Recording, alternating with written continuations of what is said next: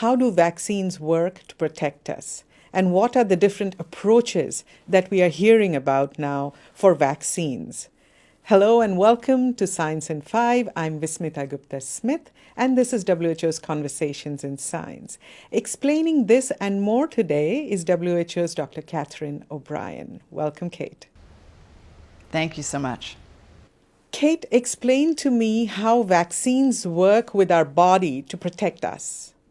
Vaccines, what they do is they are a part of the germ that our body can recognize and develop an immune response to, so that the next time that we see the real germ, there are already fighters in our body to protect us against the infection. For coronavirus, we know that it's a part of the outside of the coronavirus, the spike protein, is the part that if we have fighters against the spike protein, we will have a much lower chance of getting disease or getting serious disease from coronavirus. And the fighters that what I'm speaking about, those are called antibodies. It's the part of our immune system that is the part that can attack that particular part of the virus. So we're hearing about different terms like mRNA and different approaches. Explain that, please. So all of the vaccines are ultimately trying to do one thing. They're trying to get that part of the virus, the spike protein that I just spoke about, into the body so that our immune system can develop antibodies against the spike protein. And there are two big categories of approaches to do that. The first approach is just put in the vaccine part of the spike protein or the spike protein itself. And the second category is give the instructions for how to make the spike protein and let the body produce the spike protein. In the first group, where we actually give part of the spike protein, this is how the vaccines that we have for lots of other diseases work. And sometimes the vaccine is developed so that it has just that part of the germ in it, in this case the spike protein.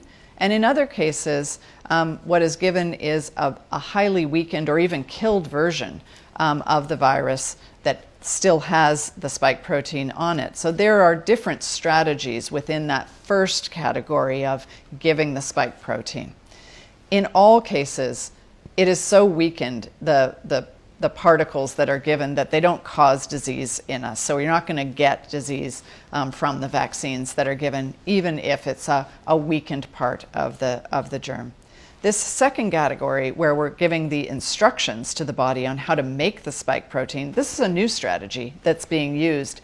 And it's a really important new strategy because we can develop vaccines very quickly, a much more efficient way of developing vaccines and using the body's own ability to produce proteins is a really powerful tool. Kate, when we hear about vaccines developed from parts of viruses, people may have questions about safety. Speak to us about safety of these vaccines. Our immune systems are incredibly powerful. On a daily basis, a weekly basis, a monthly basis, our immune systems are seeing all kinds of viruses that come at us in our noses, in our mouths, in our intestinal tract, on our hands. And it's their job, it's the job of the immune system to be surveying what's out there and readying itself for when it's exposed to something that could be causing disease. What the vaccines do is they provide to the immune system a small part of a germ that we know can cause disease, and it's training the immune system so that it is completely ready when it actually sees that particular germ. The vaccines that we have that have been used in hundreds of billions of doses for decades, and in fact for centuries for some of the vaccines, have been studied, evaluated for safety and for the impact that they have.